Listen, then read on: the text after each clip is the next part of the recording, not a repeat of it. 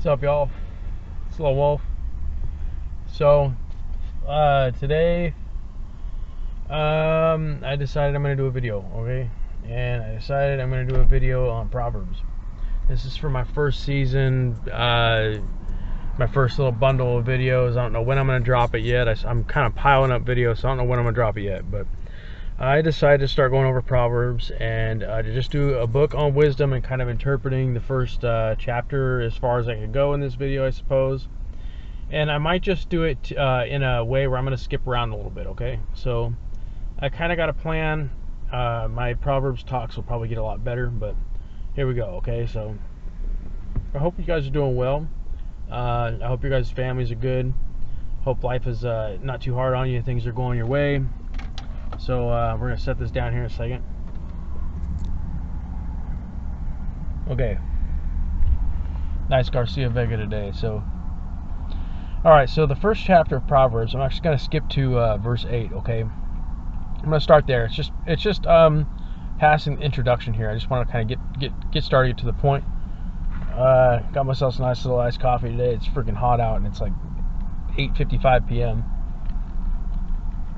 Nothing like that. So it starts out at verse 8. My child, obey the teachings of your parents, and wear their teachings as you would a pretty hat or a lovely necklace. Okay?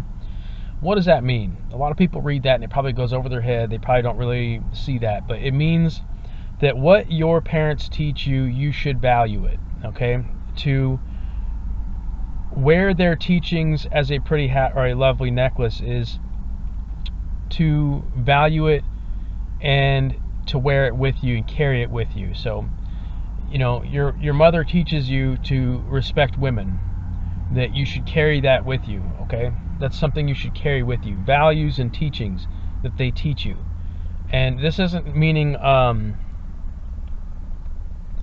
something that, if your parents teach you something bad, you know, in an unfortunate situation, you obviously don't wear that. You don't wear bad teachings with you. So if it's a teaching that goes against God's word, you're not going to carry it with you. It's just, we're not going to do that, okay? What it's speaking here is when your mother and your father, your parents, they raise you with certain values that you know that they did it for a reason that was important. You should carry that with you, and it should carry down your bloodline. You should definitely try and instill good teachings into your kids that your parents instilled into you, okay? So, moving on down, it's at verse 10. Don't be tempted by sinners, or listen when they say, "Come on, let's gang up and kill somebody," just for the fun of it. They're well and healthy now, but we'll finish them off once and for all. We'll take their valuables and fill our homes with stolen goods. If you join our gang, you'll get your share. Okay, and it's basically, in a way, saying don't walk in step with the wicked, okay? And that's repetitive across Proverbs. If you see that you have a circle of friends that are wicked, and this chapter is called Warning Against Bad Friends, that if you have a group of friends that are acting in a way that doesn't align with your core values in your soul, okay? That maybe they do something that's detestable by God, okay? So maybe you got a group of friends that, you know, I'm speaking for younger generation. Maybe this is based upon my youth, though. Okay, so say you know you skate a lot. Okay, like you're out skating all the time, and you got a group of friends that you know skates with you. If this group of friends is all gung ho to go and rob a gas station or go steal shit from the store, if this group of friends is gung ho to steal a bunch of stuff from like say a convenience store, okay, this is an example, okay? Don't walk in step with them, okay? Don't be tempted by a sinner, and what that kind of means is don't fall to temptation of peer pressure. And I know that's one that you're kind of like, huh, what's up with that? So if you got a group of friends that's doing something that you know isn't, you can see the outcome's not going to be good, you have enough wisdom and teachings from your parents to learn, and you know better, you should not walk in step with them. And it goes on to verse 15. Don't follow anyone like that or do what they do. They are in a big hurry to commit some crime, perhaps even murder. They are like a bird that sees the bait but ignores the trap. They are like a bird that sees the bait but ignores the trap. So what does that mean?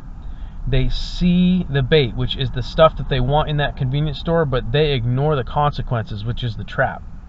So what's going to happen? Well, you could potentially have the police called on you and say you're 16 years old and you just walked in a convenience store and stole something. Now you got something on your record, which just basically threw all of your how do I say this?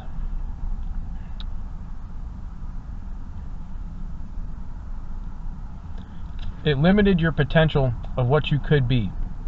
Okay, so you walked in step with them, and what happened? Okay, you were all like birds. You saw the bait inside the store, and the bait, you could see that kind of like is a dark temptation. Okay, that bait is a dark temptation, and the trap are those divine consequences and divine judgment that you're going to get from that. Okay, so say you get a theft charge like that. Okay, I mean, here's the thing too. Skip it to verse 19. The wealth you get from crime robs you of your life. So this is kind of hand in hand with it, okay? This goes hand in hand with it.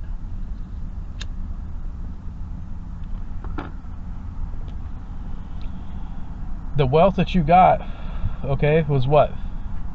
Stole a bunch of sodas at the very minimum. You walked in and robbed the register at the maximum, okay? The wealth that you got, or what you gained from it, literally robs you of your life and your potential and what you could be. So you're 16 years old, you made a mistake like that, but you had dreams, you had dreams of being an electrician at 20. That's thrown out the window, because now you have this misdemeanor on your record or whatever it may be. And I'm not just saying at 16 years old, you could be 21 and do something like this and then really screw your adult life up too. Even worse. Either way, it doesn't matter. You just don't do it, all right? So it's the wealth that you're going to get from that crime, whatever the bait was, it will rob you of your life, okay? So an example of this is like, say somebody, like you're in a family unit and somebody decides to cut somebody out of an inheritance, okay? Or decides to steal, like grandma died, she left an inheritance for everybody, and you cut out your little brother and everybody was on board with it. You all took the bait, and that right there will literally rob you of your life. Even if you say you don't go down for inheritance fraud, everybody else around you knows it. What does it mean when it robs you of your life, okay? It means it robs you of your potential that you could have. You could have potential connections that you could have met a wife or a husband, and that opportunity was taken from you deliberately because you took that bait. So what that's saying really is that your decision to take that bait can rob you of very important milestones that you may have in your life. So back to the gas station thing or convenience store thing. A bunch of people say a bunch of your friends robbed a gas station, but you took off because you knew it was about to happen and you dipped, okay? Dipped out, and want nothing to do with it. You dodged that bullet. Everybody 5 years later, okay? You're 21 years old. You just entered into electrician school, or you just became one, or you're an apprentice. And the rest of these dudes, they can't hold a job. They got a theft on their records. So they're not trusted in customer service, handling money, dealing with anything. Okay, it robbed them of their life, dude.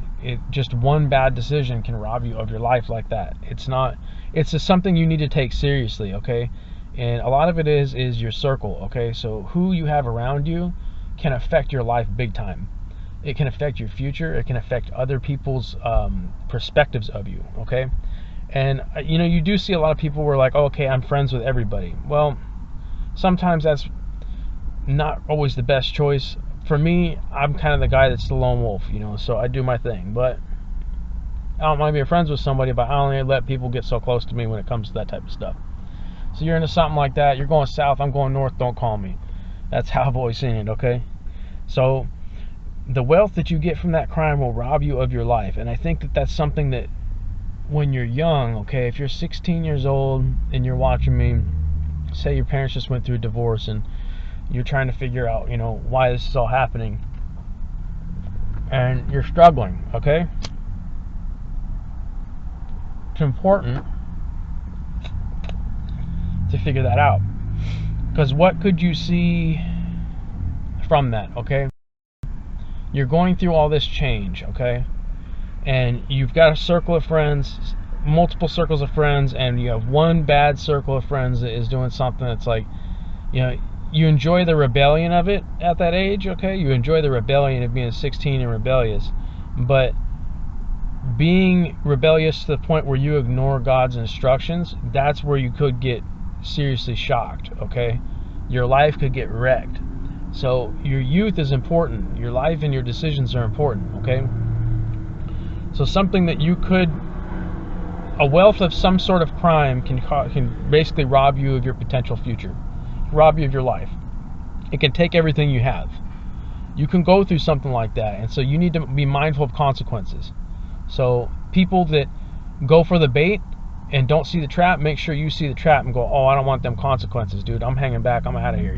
Just don't associate yourself with people that are basically fools, okay? So you don't want to sit there and have a bunch of foolish friends and no wise friends. You want to have people around you that make wise decisions like that, where you see a group go in there and you turn head and I'm out of here. I got stuff to do. I got dreams. I got goals. So, and that's, a lot of people, how culture is nowadays and how, life is in poverty, that type of stuff, where people will go and steal, and, you have to be mindful of it, Instead of stealing for something, think of what you could do to get it, and that's not with stealing, but, a lot of people, I'm getting off track here, but figure out how to make money to buy something before you walk in there and start trying to, grab a bunch of stuff and run. It's smarter that way, okay? Even if it's mowing lawns for $20, and I'm talking in the perspective of somebody that doesn't have a full-time job, or has a cash flow, that type of thing. Youth that's, even 14 years old, you're not old enough to get a job. You can go out and mow lawns, do what you got to do, return cans, buy your stuff. It's just the hard work, instead of taking something that's not yours. It's important because some people don't see it and they brush it off and go, oh yeah, whatever. Well, what are you doing? You're ignoring the trap right there. You going like, oh yeah, whatever. You're ignoring the trap. You're ignoring what potential consequences could jam you, and that's real, okay?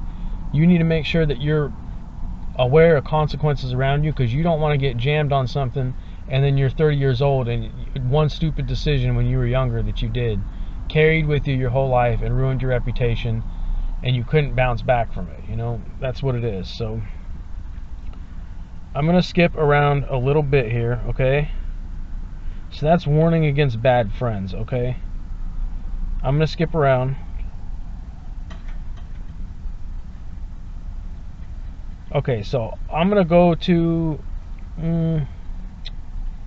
we'll go to chapter 4, okay? Advice to young people, okay? And maybe this was directed towards the youth. I'm kind of skipping around Proverbs to see kind of where things kind of line up for me and what I feel, okay? So I see it. My child, listen closely to my teachings and learn common sense. My advice is useful, so don't turn away. When I was still very young and my mother's favorite child, my father said to me, if you follow my teachings and keep them in mind, you will live. Be wise and learn good sense. Remember my teachings. Be wise and learn good sense. Remember my teachings and do what I say. If you love wisdom and don't reject her, she will watch over you. What does that mean, okay? If you love wisdom and don't reject her, she will watch over you. So if you love making wise decisions, God will watch over you, okay? So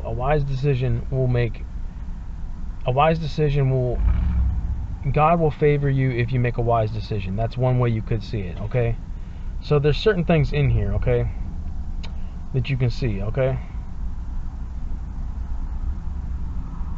Good sense is more important than anything else. That's verse 7 of chapter 4, okay? And the reason about that, okay, the best thing about wisdom is wisdom herself. Good sense is more important than anything else, okay? The reason is because good sense is like gold, okay? If you have a poor sense of character, a poor sense of judge, you can't see that trap. If you don't see a trap, if you don't see a trap and you only see the bait, you don't have good sense, okay? Good sense is understanding consequences. Good sense sense is understanding that cause and effect can happen to you real quick. And I've seen people that have ruined their lives over one stupid decision when they were younger too, and it's like they just can't bounce back from it. You got a job when you're 18 years old and you stole from the register, and now you have that on your record, not only as a criminal record, but you got fired from your job. So no other job out here that's in customer service or entry level will take you in.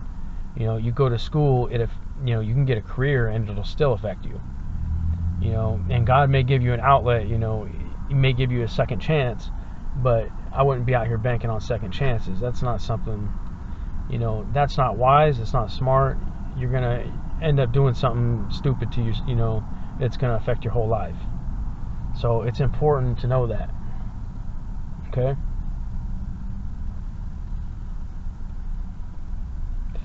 So, if you value wisdom and hold tightly to her, great honors will be yours, okay? It will be like wearing a glorious crown of beautiful flowers, okay? So if you value wisdom and you hold tightly to her, great honors will be yours, okay? So what does that mean, okay? Well, great honors. If you value wisdom and you make wise decisions, other people will value you. They will honor you based upon your morality, okay? And maybe I'm a little off on that, but maybe I'm on the button. I'm not sure.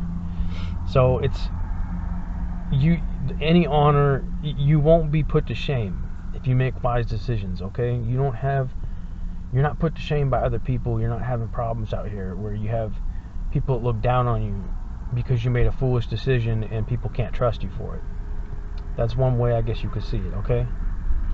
So let me skip around here. I'm going to skip around out of Proverbs 4. And this one,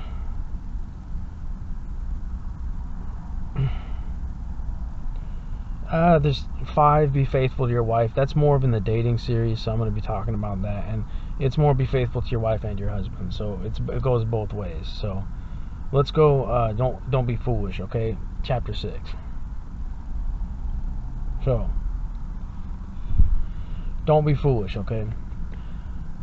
My child, suppose you agree to pay the debt of someone who cannot repay a loan. Then you are trapped by your own words, and you are now in the power of someone else.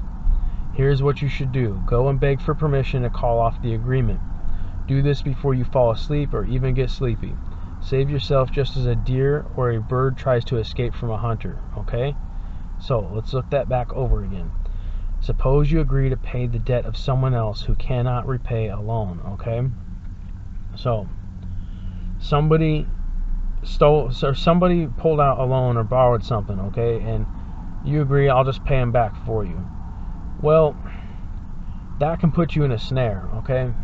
And this is kind of a difficult one to understand, I think, when it comes to modern times. Maybe not, too. So I'm just interpreting this as I'm going along. So I put some of this in Footprints, but I got the Book of Wisdom to do. So I'm still working. I got a whole lot going on right now. So what does it mean when you agree to pay the debt of someone else who can't repay a loan, and now you're in the power of someone else?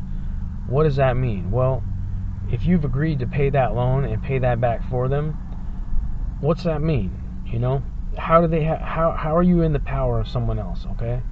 Well, they kind of have that leash around you that you're going to go ahead and, you agreed to do this. So stepping outside of your bounds of doing that. And maybe it also means that somebody could take advantage of you after that. Say it's $20, you pay $20, it's whatever. Well, maybe that person starts taking more loans out and starts coming to you again and again and again and again. This one's kind of hard for me to interpret, just to be honest, but calling off that agreement, a lot of that is you're going to have to go back to that person and tell them, hey, I can't pay this for you, I'm sorry, you're going to have to figure it out yourself, and talk to the person that they owe too. So don't go offering to pay off debt for somebody else. It's just, I don't know, if you're completely paid out and somebody owes $20 to his brother for gas or something, maybe that's not such a bad deal. But I'm talking about like a loan, like a big time deal, okay? So you don't want to trap yourself and put your life on hold based on somebody else's decision to pull a loan, okay? So you can technically save yourself just as a deer or a bird tries to escape from a hunter, okay? What What's that mean? Okay, so it means that that person, there's a predatory sense in that to collect on that loan, to collect whatever you're supposed to pay. It's kind of a predatory aspect where that person wants that money, they're going to come to you for it, and it's not even your responsibility, but you stepped outside, you offered kindness. I guess you could see it that way. You offered kindness to do it, but you weren't thinking with the right head.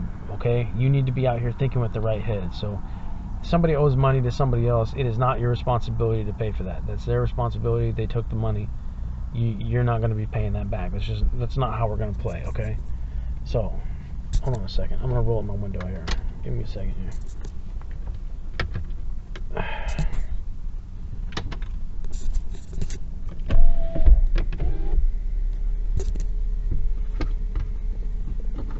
So,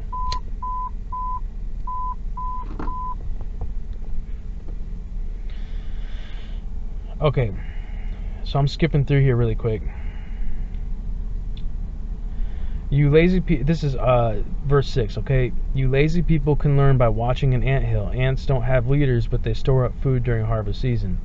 How long will you lie there and do nothing at all? When are you going to get up and stop sleeping? Sleep a little, doze a little, fold your hands and twiddle your thumbs. Suddenly, everything is gone as though it had been taken by an armed robber. So what does that mean? It falls around the concept of laziness, okay? If you're not willing to work and store up food like an ant, okay? If you're not willing to stack your paper and do what you're supposed to do, okay?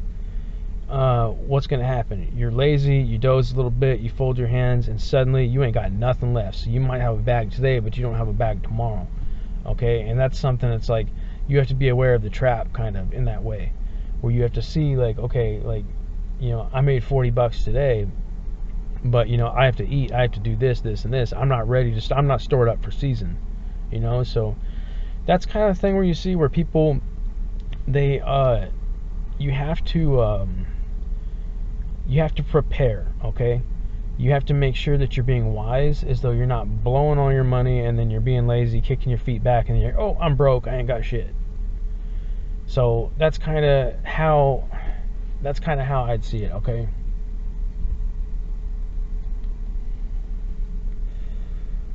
You kind of have to see it like, you don't want to just, you got a bag now, you fold your hands, you kick your feet up, you're lazy, and then the next week comes around and then you're broke, okay?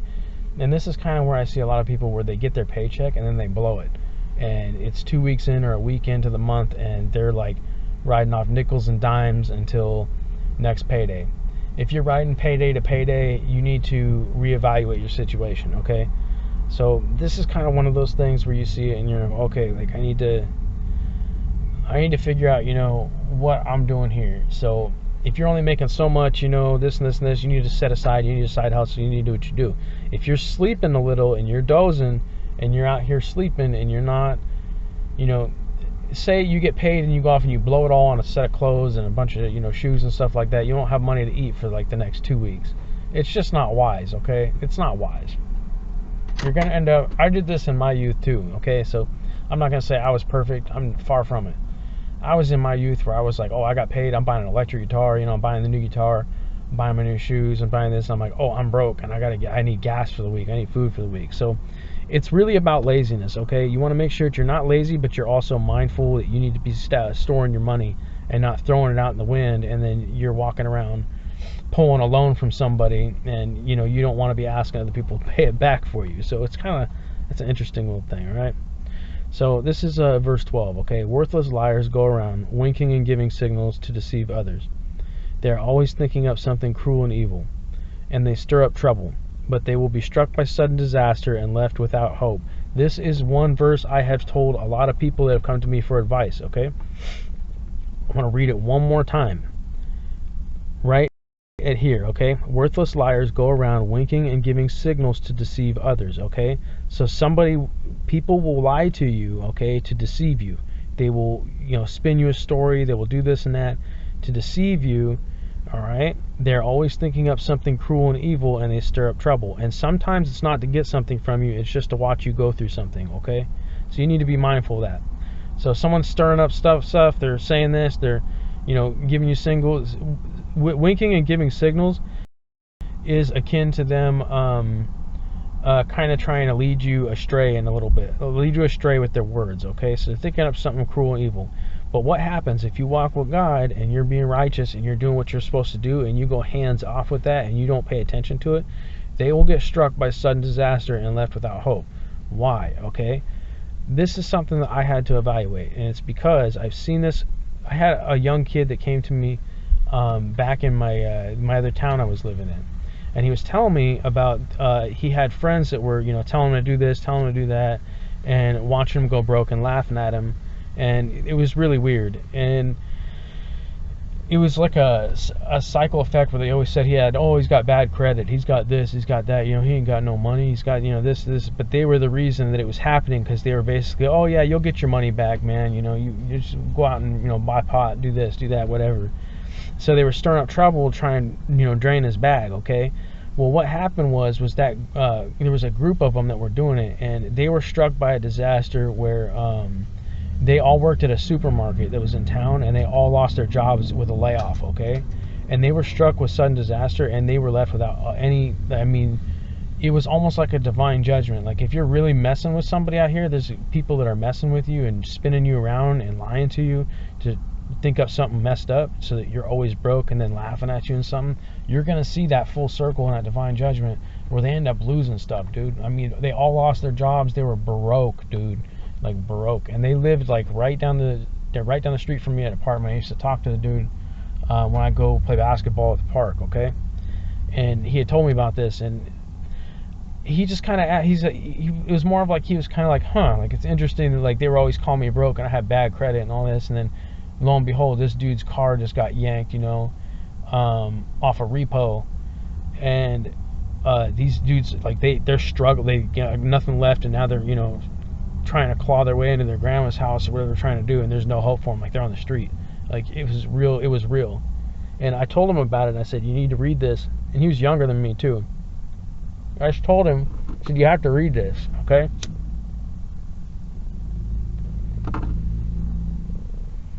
So, moving on. There are 6 or 7 kinds of people the Lord doesn't like: those who are too proud or tell lies or murder, those who make evil plans or are quick to do wrong, those who tell lies in court or stir up trouble in a family. Okay, so those are things you need to avoid. Okay, so you need to make sure that you're not being too prideful. God doesn't like people that are too prideful. Okay, He likes people that are humble. He favors people that are humble out here. So, not too proud. If you say you got a bag on you, or money changes how people act.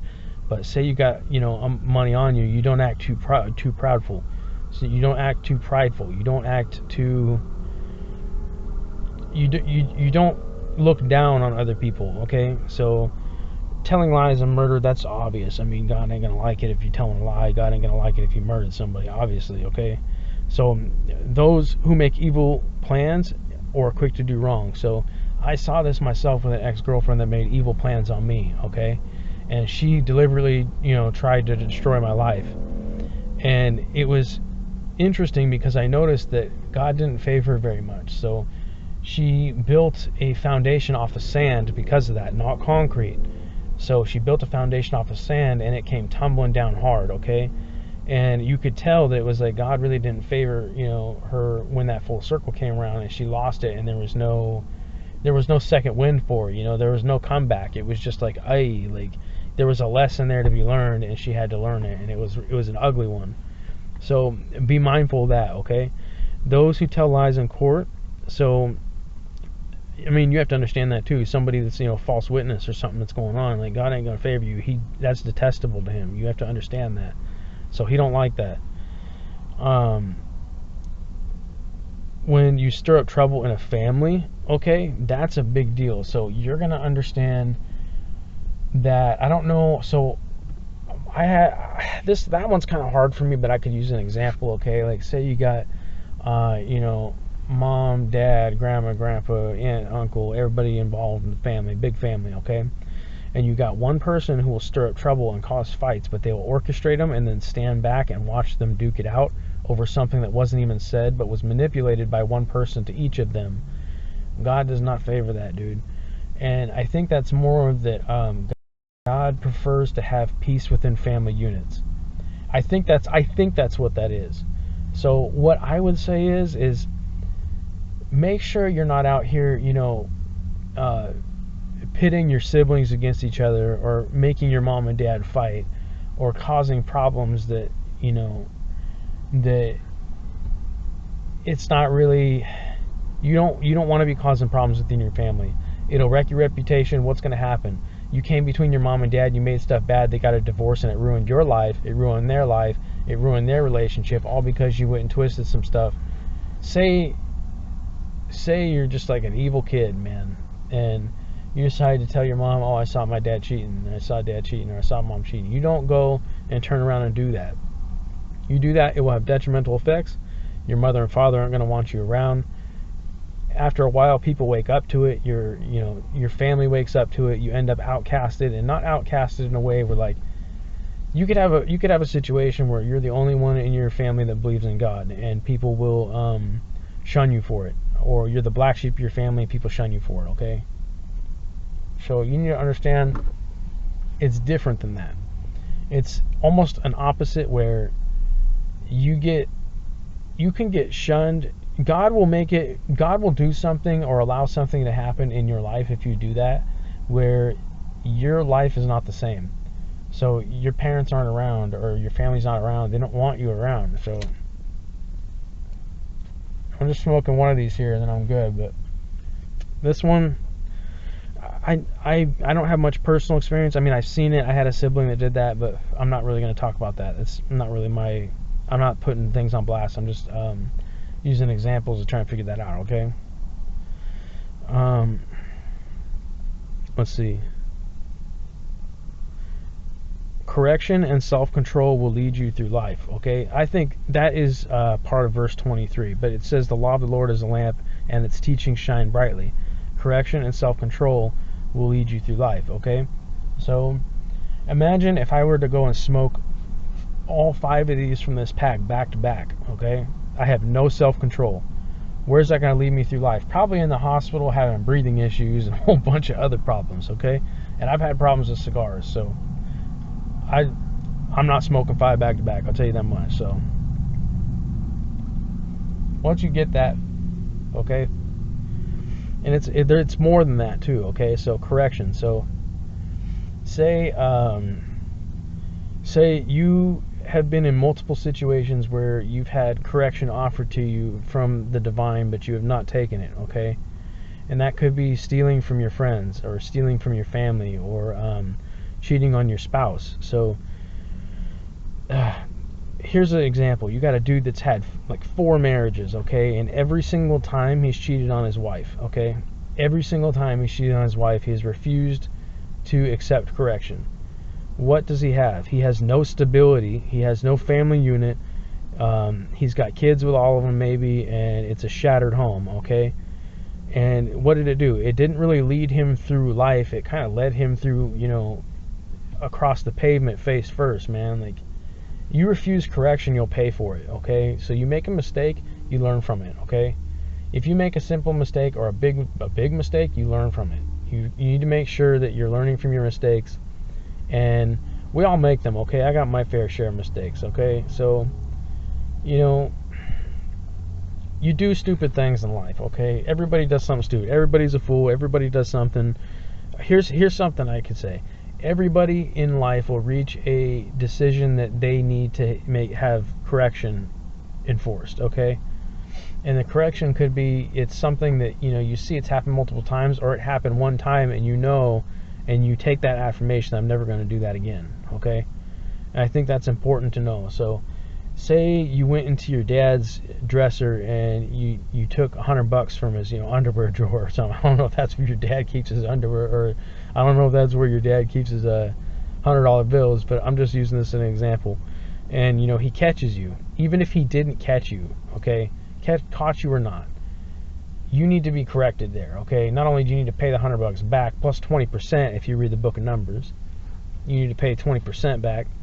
But you need to make sure that you're not doing that. You need to make sure you don't develop an issue where you're a freaking klepto and you're off stealing everything, okay? I'm using stealing as like a example, okay? You need to make sure that you have self-control and correction, and those go hand in hand.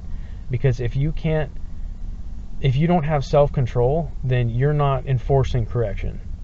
They go hand in hand, man, and they can be separate and hand in hand, I suppose, but I see them more as hand in hand, okay? But correction and self-control will lead you through life. They will protect you from the flattering words of someone else's wife, okay? So here we go. So what does that mean, okay? So self-control. You don't want to be off, sleeping with everybody, flattering words from someone else's wife. You've got somebody hitting on you that's married or something like that, and, if you make that mistake, God will curse you for that, man. You will have problems, man. I've seen it. It ain't good. It's just not good, okay? So you sleep with somebody else's wife, flattering words of someone, it's just not good, okay? Don't let yourself be attracted by the charm and lovely eyes of somebody like that, okay? A woman who sells her love can be bought for as little as the price of a meal. And I believe this goes both ways for woman and man, okay? So you've got the same exact thing flipped, okay? It's how it is. You just don't do it, okay?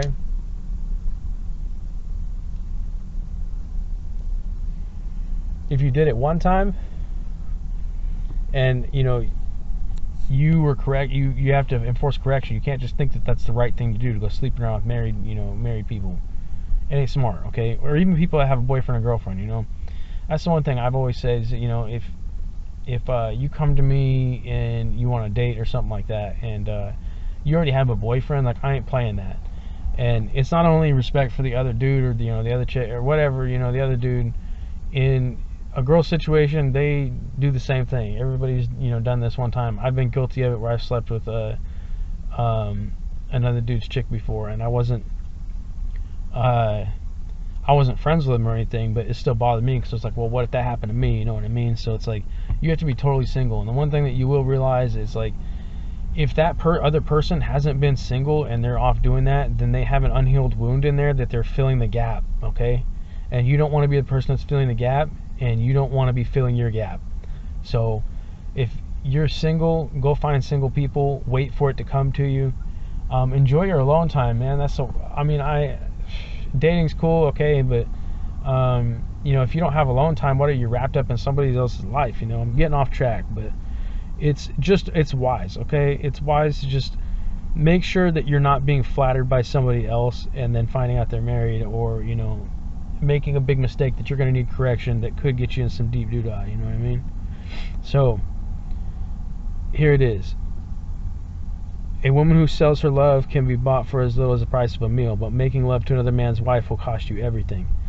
If you carry burning coals, you burn your clothes. If you step on hot coals, you burn your feet. And if you go to bed with another man's wife, you pay the price, okay? And here's the thing, is paying the price. What's that mean? Well, you could have that husband or wife come beat the snot out of you. That could be one thing. God can curse you for it and allow your life to fall apart. It depends on what God wants to do. God can turn around and go, you know what, I will orchestrate this so you will learn your lesson, and you better learn your lesson. And he could give you a second chance, or he may not. It depends. If you've done it like 50 million times, dude, God's obviously not going to give you a 50 million chance. I'm not God, so I can't tell you that. Maybe he would, but that's not really my call to make, you know what I mean? I simply just walk with him. So, alright. But paying the price. So paying the price, it can mean a whole lot of different things, okay? Especially if it's one of your friends, okay? So say you're youth, okay? And you 16, 17 years old, and you slept with your best friend's girl, you know what I mean? There's gonna be a price to pay. One of the prices to pay for that, and you're young, so maybe God has a little bit of leeway on you. Maybe he doesn't, okay? And she's not married to him, this and that, but I'm using it as an example, okay? You just lost your best friend over the flattering words of his girlfriend, okay? And this is something, it's watered down a little bit more to a different perspective, I'd say, okay? But paying the price means that there's a consequence for it, okay? God could have a consequence and a plan lined up for you where you do something like that, and it was a test, and you walked into a whole, roller coaster of lessons that, you're gonna learn. And if you don't learn it, like, you're going down the pipe quick, dog. So it's the way it is, okay? So let's move on, okay? This one's about stealing. We don't put up with thieves, not even with one who steals for something to eat. And thieves who get caught must pay back 7 times what was stolen and lose everything, okay? But if you go to bed with another man's wife, you will destroy yourself by your own stupidity, okay? You will be beaten and forever disgraced, because a jealous husband can be furious and merciless when he takes revenge. He won't let you pay him off no matter what you offer, okay? So this is a big deal, okay? It pretty much speaks for itself, man. You will destroy yourself by your own stupidity. And what I mean by that is, that ain't your girl, okay? And you need to stop being infatuated with somebody that has flattering words or this or that or something that's in your own mind, and look in the right places, okay? So you're looking for love in the wrong places. That's one way you could see this, and that's the thing, because a jealous husband can be furious and merciless when he takes revenge. So he could beat the living crap out of you, dude. And that's reality. You can get beat up for doing that. You're out with your best friend's man, and like if she finds out, she's gonna show up and start swinging on you. And at the very least, you lost your friend. Well, and over what? Like her boyfriend, which was probably like a potential love interest that probably wouldn't work out because it was built off infidelity. So you need to understand that if you're dating or you're doing that, do it with a straight shake. That's going to give you your best result, not sleeping around with everybody and trying to figure it out and you don't really care. If you're careless, you'll get beat with a stick, dog, from the divine. It will happen to you one way or another, and you just need to understand that, okay? And everybody makes mistakes. Everybody goes through foolish phases, and things happen. Drinking gets out of control at a party and something happens, and it's like, well, then maybe you shouldn't have been so drunk, you know what I mean? But we can keep going here, okay? So I'm going to skip around after this next chapter, but one thing I did want to mention is being aware of having a bad circle of friends, because it can affect your entire life just based on a decision that you didn't even decide to make, but you followed through with it and you walked in step with them, okay? So it's just one of those things. I'm just trying to make people make more conscious and wise decisions. So say you have something where it's like you got wrapped up with a group of friends, you guys got busted for stealing from the convenience store. Don't go do it again. And definitely don't go hang out with them.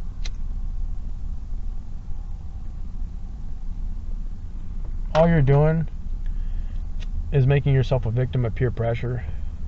It's not smart, okay?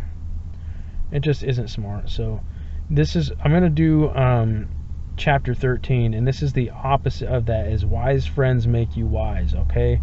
So if you have a wise friend, you treat them like gold, man. Like, because you could get yourself into a position where you need that outside set of eyes and you're too biased from the inside because of your own self-interest or because of something, okay? Children with good sense accept correction from their parents, but stubborn children ignore it completely. You will be well rewarded for saying something kind, but all people think about is how to be cruel and mean.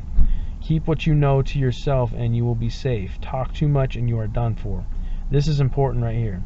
Keep what you know to yourself and you will be safe. Talk too much and you are done for. So if you know something about somebody else, okay, don't go spreading it around like a fool, okay? You know something.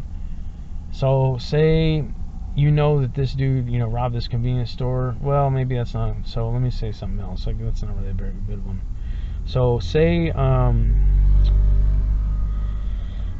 something happened and you know about it, okay? And it's somebody else that's involved. I'm not going to use a specific example. It's just broad, okay? So you know something, okay? Even if you heard it as a rumor, you can keep what you know to yourself and you're completely safe. Like, nobody will touch you. Nobody really knows you know anything. And even if they ask you, you're kind of like, well, it's not my business. Is it your business to go off telling people this, and that? No, it's not. A lot of people in high school, they learn this lesson where they get in a fight with somebody, in an argument, and they lose a friendship because they trusted them with a secret and they turned around and told somebody else. I saw that in high school, so that was kind of from my outside eyes where I was like, oh, okay. So it's one of those things, okay? So let's keep going, all right? No matter how much you want, laziness won't help a bit, but hard work will reward you with more than enough. That's pretty straightforward, okay? Just Work hard, don't be lazy, okay? A good person hates deceit, but those who are evil cause shame and disgrace. So I already kind of touched on that, where if you're causing trouble within your circles, or you're causing trouble within your family, or you're causing deceit with deceiving people for your own personal gain or personal interest, it's going to cause shame and disgrace to you and your reputation. So a lot of these people that end up doing something like that, they learn their lesson by starting a new life somewhere else, and you always have that chasing you. So why would you want that chasing you? You feel me? So why would you want to stir up trouble and then that's chasing you, or in the back of your mind there's somebody that's 500 miles away after you move that really can't stand you, and your reputation precedes you over there, and it can follow you. You could have one person move to that town 5 years later and they start telling everybody, yeah dude, that dude did this and that. So it can follow you, man. Don't be a fool, okay? Live right and you are safe, but sin will destroy you. So it's pretty straightforward. If you live right, God will protect you as you walk the narrow path. You walk through the light, God will protect you. You stumble off into the dark and you don't even know what's stumbling you around. You're stumbling around, dude. So make sure that you are living the right type of life. That you're not walking around living in a delusion. You're not walking around living in a bunch of lies that you sold yourself. Make sure that you're living right by doing right by other people. Love thy neighbor. It's one of those things. Just live right and things will go safe. You'll be fine. You don't have to worry about nothing. When you're out there stumbling around and you've said this about another person, your reputation's following you, you're constantly worried, you have a state of anxiety, you have multiple problems, it ain't worth it. It's not worth it, okay?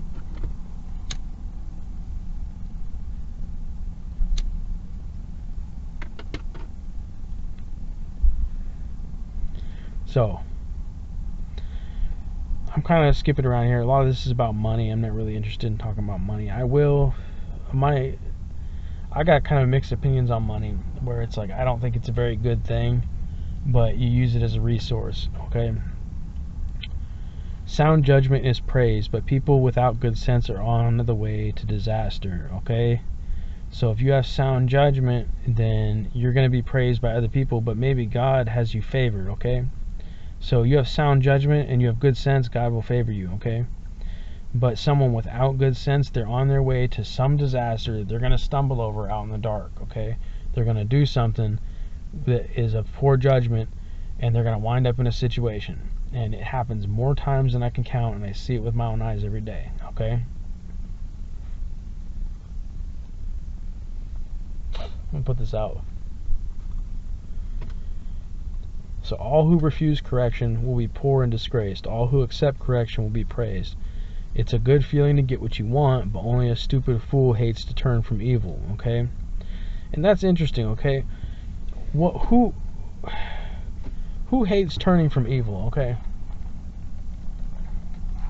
I guess somebody who's a stupid fool, okay? Well, and you got to understand that there's some people that get off on that, okay? I did something to make somebody stumble, and it feeds this desire that is actually a wound or a seed that was put in them when they were younger, okay? Or at some point where they seek to shake their fist and they do make this evil plot, and I feel better. Even though I'm not feeling better, it's screwed up. So it's people that have been, that don't have very sound judgment, okay? So deliberately plotting something evil on somebody really isn't very smart, okay? It's gonna bite you, dog, one way or another. Why? Because chances are you have no good judgment, and somebody around you who watched you do it's probably gonna do it to you. I mean, if you do right by everybody, people generally, they kind of want to do right by you. They trust you, okay? If you do right by somebody, they do right by you, you're like, okay, we're cool, like we have no problems. But if somebody went off and spread a rumor about you and you've done right by them, you're kind of like, I don't really trust you, dog, and they don't really trust you, because in their mind, they see it as though you may want revenge, you may want to do something and this and that. Even if you don't, and even if you walk right, they still won't trust you, because it's a broken bridge. And broken bridges aren't good, dude. It'll affect your life, it'll affect your relationships, okay? So, if you have good sense, you will act sensibly, but fools act like fools. And that's just what it is, okay? So fools will act like fools. If you have good sense, you'll act sensibly. There's a duality to it where you'll see fools and you'll see wise people, okay? Whoever delivers your message can make things better or worse for you, and that is something that is important. So if you ask somebody to tell something else for you, they could completely spin that out of perspective, and it can make things worse for you. It's better to go and handle things on your own terms and handle your own business. That's kind of how I see it, okay? So it's really one of those things, man. If you refuse correction, you will all who refuse correction will be poor and disgraced. And what does poor and disgraced mean? Well, it could be financially poor, but I see it as spiritually poor. So if you refuse correction, you have a poor spirit. You're not rich in spirit. When you're rich in spirit, you're wise, okay? And that's something you'll see. When you feed your light, you read the Word of God, you become wise. If you refuse correction. So check this out, all right? Say you made a mistake and you have to go and correct it, okay? I'm not really going to use an example for this, but something happened that you screwed up, okay? You screwed up. And when that happened, you accepted correction. And what does that mean, to accept correction? To accept correction means to find the answer to what, if you look at my introduction to the ministry, to accept correction, I need to ask the proper questions. I need to seek the wisdom so I won't do it again.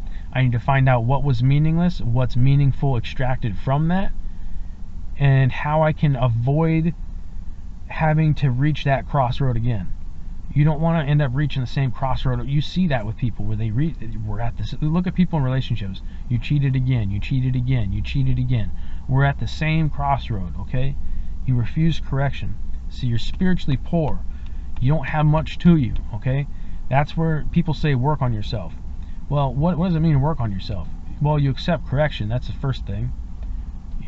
If you don't accept correction for what you did wrong, then you're going to continue to be poor in spirit and disgraced, because you'll do it again. If somebody sees that you accepted correction and you changed your life around a little bit and you started making more decisions that are more wise, there's a chance of redeeming yourself from being disgraced, okay? So if you're disgraced from something that you did, you can redeem yourself from accepting correction. And that takes time. But what's your other option? Refuse correction and become even more disgraced, and people look at you like a piece of crap, or whatever it may be. I mean, it's real talk, okay? So think about it, right? It's a good feeling to get what you want, but only a stupid fool hates to turn from evil, all right? So it's a good feeling to get what you want. So you got what you want. Okay, cool. But did you manipulate the situation to get what you got? And were you a fool because you got exposed for it? You know what I mean? So people can see that, oh, I lied and manipulated to get this, this, and this, but you look like a fool because everybody else is like, oh, okay, now I see you, you're a snake.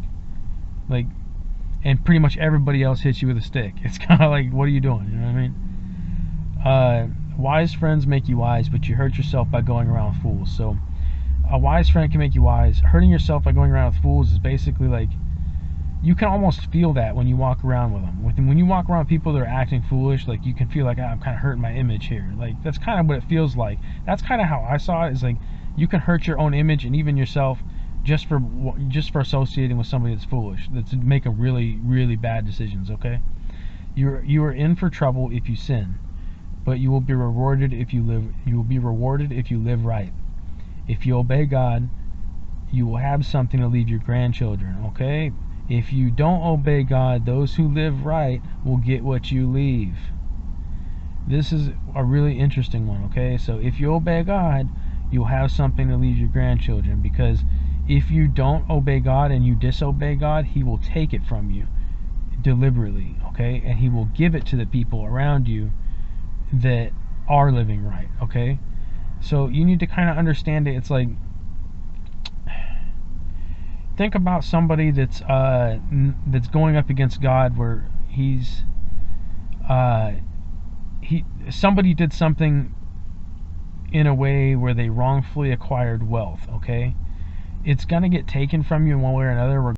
God will orchestrate it where different people will take it from you in one way or another, and you'll lose it all, okay? And I think this is important where we look at it and we're like, okay, well, what are we going to leave behind? You know what I mean? You're going to leave your kids behind nothing, your grandchildren nothing, or are you going to leave them behind like a legacy? You know what I mean?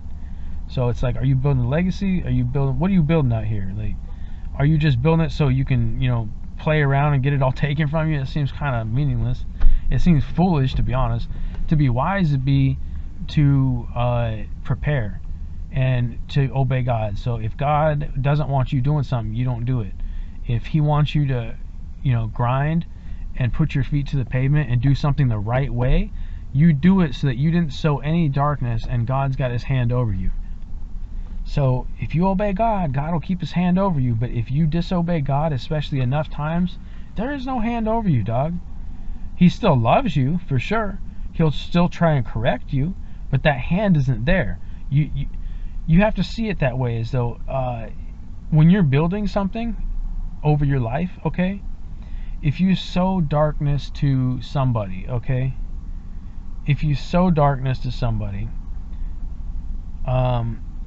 it's a liability that you could have something taken from you in one way or another, okay? And it's not just like, oh, okay, like I lied to this person, this happened, but it can come back around where God will allow that person, you lose it to somebody or something, and that person that you lied to will acquire wealth through another avenue.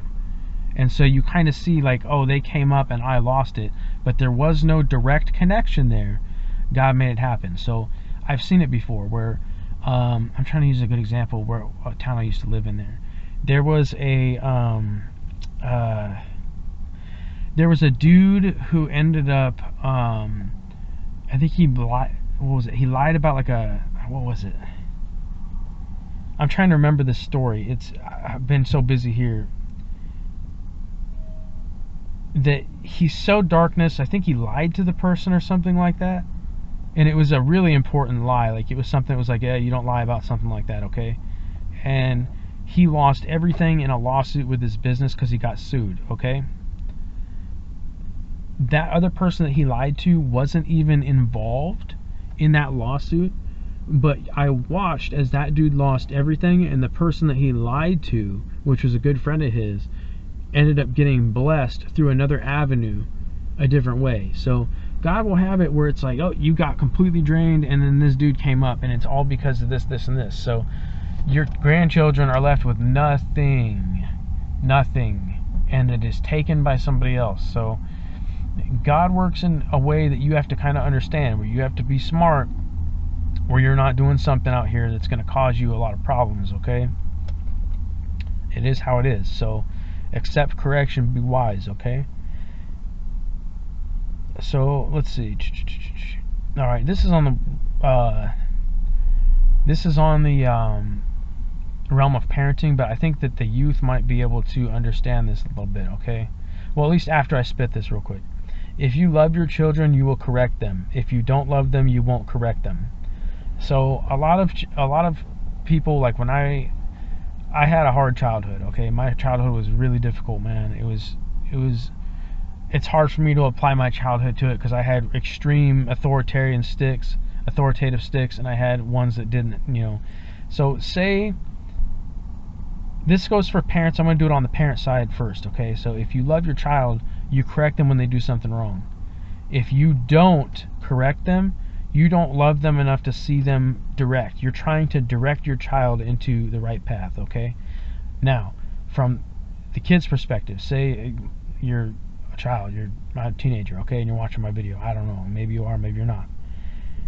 If your dad corrects you or your mom corrects you because you did something wrong, you don't take it as though they don't love you and you're being punished, okay? Maybe you are being punished, and you should see it as though your parents love you enough to punish you so that you don't make that mistake again, and 20 years down the road you didn't learn the appropriate lesson to make the right decisions in your life. That's kind of hard maybe for some people to understand, but that's what I could say for a teenager that is accepting correction, maybe going through a hard time, or maybe you're making mistakes that you know you shouldn't be making, but you feel as though your parents don't love you because they're correcting you and punishing you for it. Okay? And I think it's important to do that because you don't see it right away. Okay? You don't see it where immediately you see, okay, like, I got grounded because, I did this, this, and this, and this. Instead, it's like, okay, 5 years down the line, I took those lessons and values with me because I was corrected and I faced those consequences. I didn't totally screw up my life 5 years later and I ended up in college or I started my own business. I did something that popped. And that correction could mean the difference between you having a successful business or, you're on bottom and you can't do nothing because you don't have the right teachings here. You didn't learn the right lessons. So as a child and a parent, you have to see that the right way, okay? You have to see that as though, you're being corrected for it. You're being punished, yes. Like you're getting negative consequence from a negative action that you did, okay? But if you enforce that negative consequence for the negative action, you love your child and your parents love you. So you need to kind of see that and go, hold up a second. Like, that's wise because you could sit there and, like, seriously hate your parents and just be pissed and this and that, and instead go back like in your room or wherever you're at and just kick back up, grab a pen and pad and go, okay, say you stole something from somebody, okay? Say you stole something from $100 from your dad's underwear drawer. Let's go with that's the weirdest freaking example I've ever used, dog. Well, let's just use it. $100 from your dad's underwear drawer, all right? So you think about it this way, okay? And you were corrected for it, you were grounded for it, you faced consequences for it. Maybe you were freaking grounded all summer, dog. All summer, okay? Like you got seriously smoked over by your parents for it, okay? What does that mean, okay? 4 or 5 years down the road, it's a laugh in a way. Like, oh, you stole $100 from my underwear drawer, but you learned less and you paid the consequences for it, okay? But you have a business, okay, and you have a business partner, and you were able to maintain that loyalty with them, and you didn't steal from him and he didn't steal from you, and you both came up on a huge enterprise, and now you're selling like electric scooters and you've come up with this huge idea. But if he wouldn't have corrected you for taking that $100, you might have screwed that person over and completely tanked that business, and you are flatlined and he's broke and you're broke, and you just have a bad life. So you need to think of being corrected by your parents as a blessing in a way. Because, I mean, you think about it. If you stole that $100 and your dad, screamed at you and screamed at you and just you were able to just walk free and do whatever, you faced no consequence, which in your mind you had a dark seed that was planted in there that it's okay if I do that, and it ain't. Because what's going to happen is you're going to get sued by that dude, for one. Or for two, God will tank that business down to the ground and you will have nothing left. And it will happen. It has happened before. Don't do it. So, correction from your parents is actually a good thing, okay? So don't think it's a way of, like, sure, your dad's pissed that was $100, he was using for his fishing rod to take his summer trip. Something like that. So you have to understand, it's like, wisdom can sometimes be hard to stomach, okay? Wisdom can be hard to stomach. When it comes to the parenting, the verse 24, it can be hard to stomach that. And you have to think about it as, like, okay, say you're 16, 17, 18 watching my channel, okay? And you're in your room right now and you are, like, heated, dog, that you got grounded because, you took $100 from, your mom's purse or something, and you didn't ask, you just jacked it, and look, you're pissed, okay? You need to sit back and think about that and be like, hold up a second, like, she's right for being pissed. If it was your kid, what would you do? Would you just let it fly?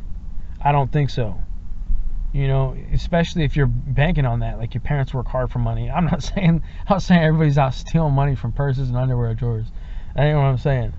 But I am saying that, like, you have to figure it out, okay? So if, say, you're grounded for something that you did wrong, you need to sit back and take out a pen and pad, and why was it meaningless by what you did, and what can you extract the meaning for? And part of that could be is that you learn that if I wouldn't have done that, my dad would still trust me with money around, because now he locks his money up in his truck or his safe, okay?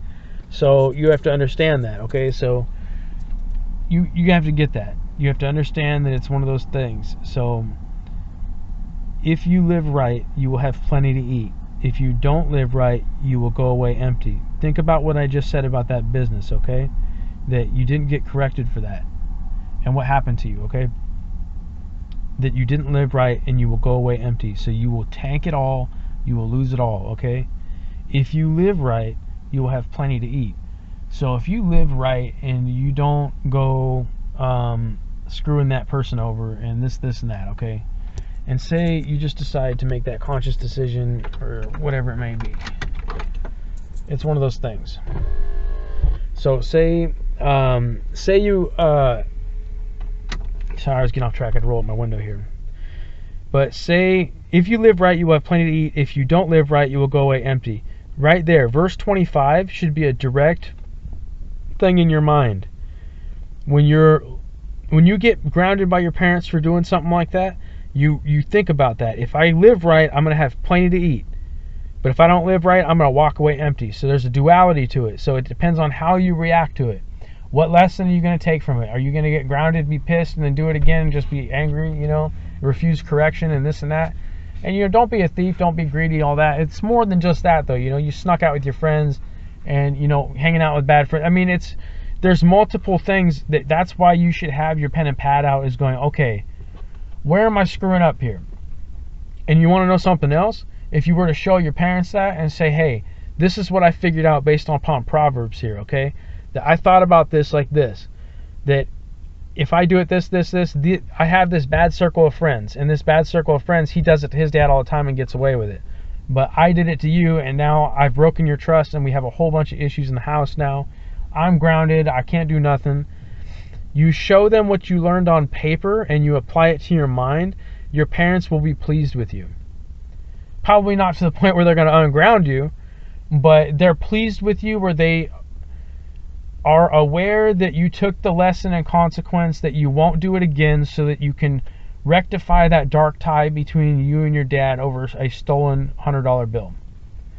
Where he doesn't trust you with money for a while, okay, so he locks up his cash, but say you were 14 when you took it, 18 years old, he really doesn't have a problem with it. Why? Because, well, you accepted correction and you never did it again.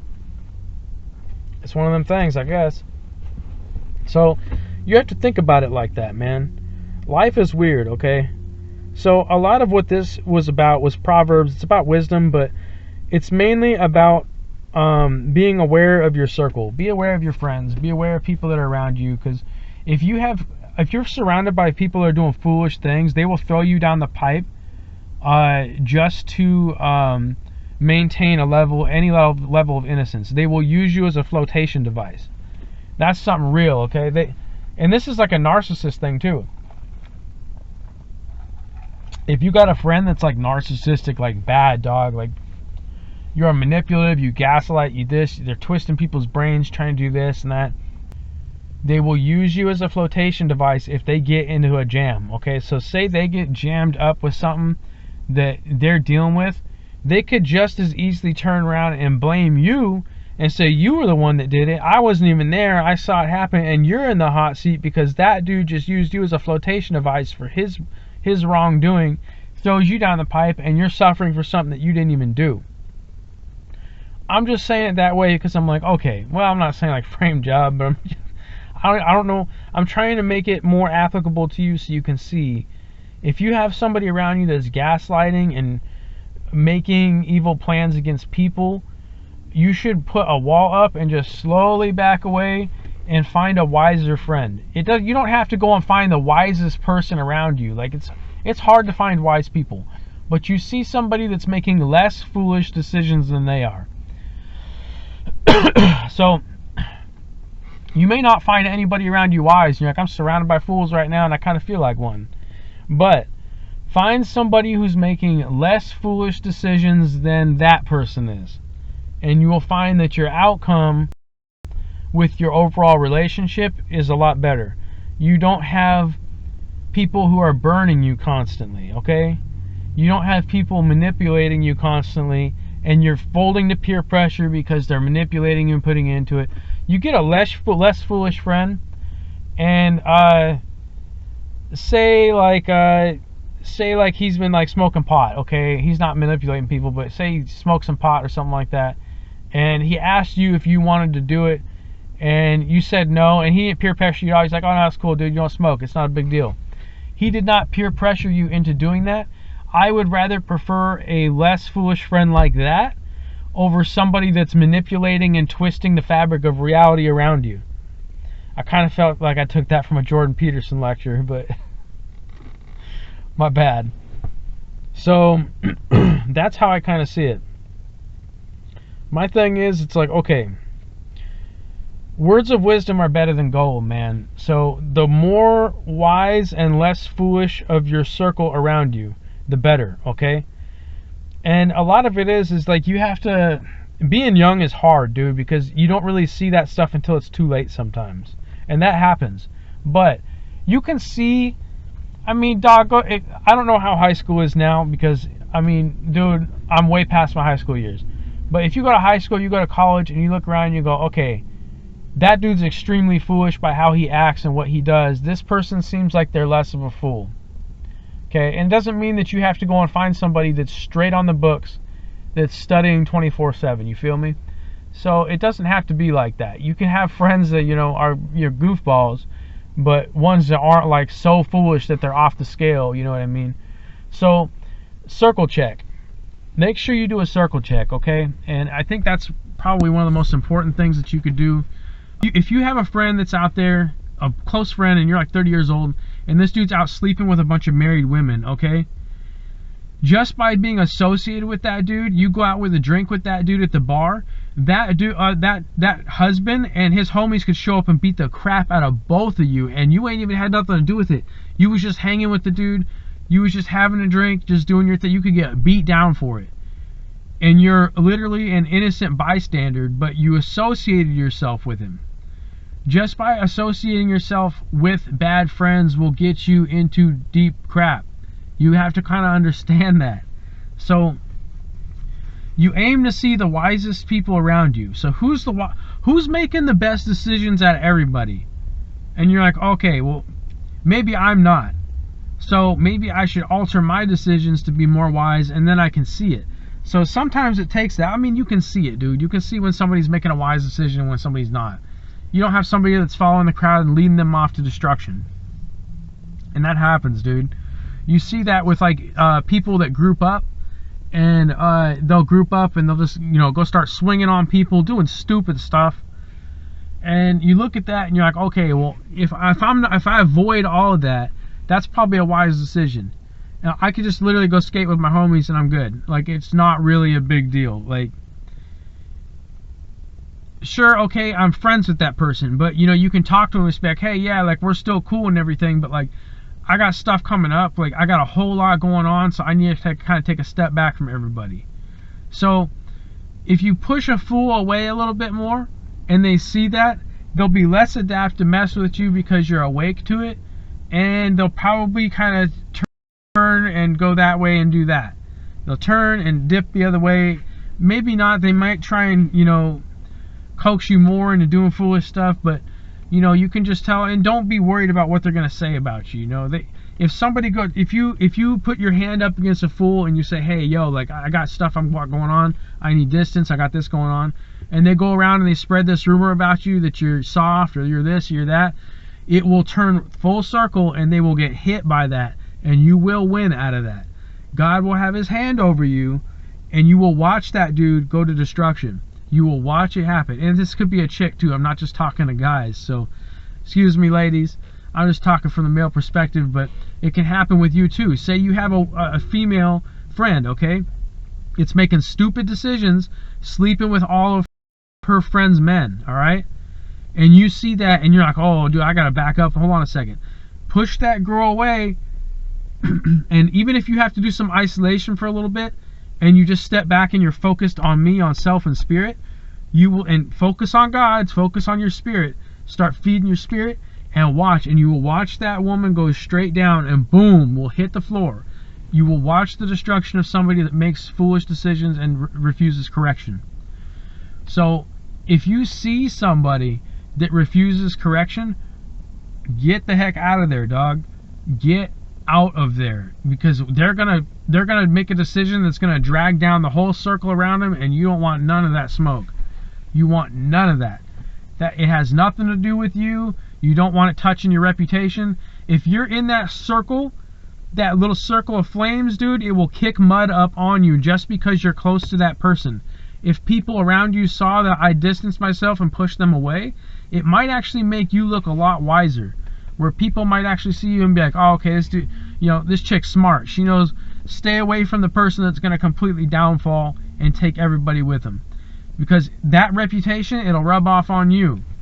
Because people will look at that, well, you were hanging with her, so are you doing that to other people? Or how's that going on? So you have to be mindful of how somebody else in your circle of bad friends can impact you. If the way I am personally, if you try and peer pressure me, I probably won't ever talk to you again. You don't peer pressure lone wolf. I won't do it, dog.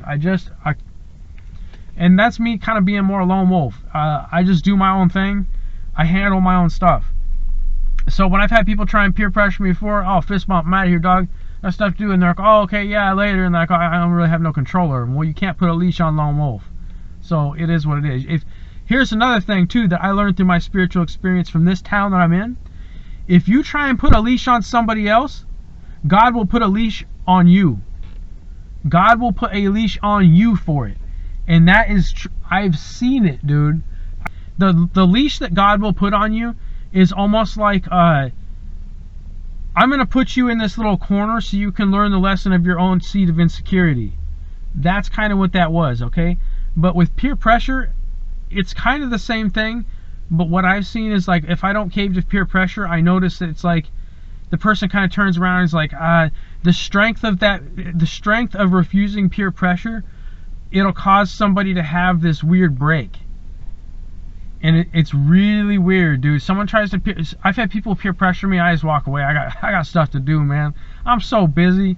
I got stuff to do, and they're just like, no, like maybe I should be doing something. Why am I here with these people? You know, they peer pressured me. So it kind of, you can sometimes break the chain link effect of peer pressure if you walk away from it. And that was a weird awakening for me. I didn't really understand that.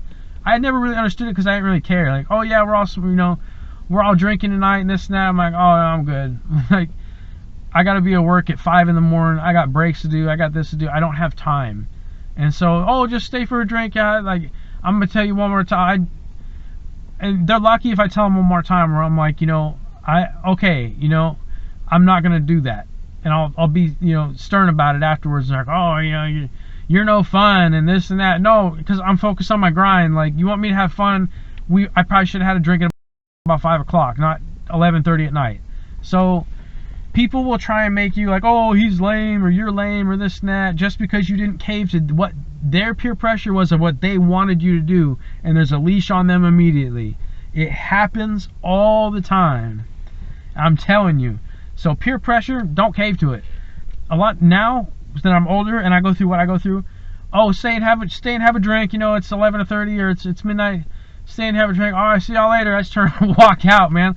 People are left scratching their heads. Like, he didn't even give us excuses or sit around and do that. I'm like, oh, see you later. Like, I got stuff to do, man. And they're like, how did he do that? Like, the answer to peer pressure, how people say is just to walk away. It really is. It isn't sit there and just kind of, oh, I can't, and then again, oh, I can't. It's, oh, I'll see you later. Like, you don't even acknowledge the peer pressure. You just kind of turn around and walk away, and you notice this like psyche break with it, where it's like the whole chain link thing of peer pressure just kind of breaks, and they're like, oh, well, he's got to get up for work tomorrow morning. It's almost like they understand it, like he's so stern that he's not going to fold on it. So peer pressure, man, peer pressure can get you into some serious problems, man. So you mess with peer pressure, you're in for some serious problems. So it is what it is, man. I'm done running through Proverbs today. This was just a video of wisdom, okay? And this is the beginnings for me. I've already recorded a couple other videos. I recorded a couple of them that went bonk on me, so they weren't that good. There was either wind noise or like cabin noise in the Jeep. The Jeep has like tons of cabin noise in here when you're driving around, so I'm probably gonna use a GoPro when I'm driving around. But yeah, so I think this episode is more driven towards the youth. So, and it's not at the same time. You can be 50 years old and have a bad circle. And that's just true. You could be 50, 60 years old and you can have a bad circle of people doing stupid stuff. So it's not directly driven towards the youth, but it is. So if you're, in high school or college, or you're young and you haven't grasped these concepts yet, you need to read Proverbs. Read as much as you can, okay? Get as much wisdom as you can at all costs. And it's better to get wisdom voluntarily than to get it by experience and you being forced into the Bible because you had everything taken from you. Read Proverbs, read Ecclesiastes. I'm going to jump into Genesis for my next one. So this is it for tonight. I got to be up at like 7 in the morning, man. I got ignition switches to do. I'm busy, man. So until then, Lone Wolf, peace out.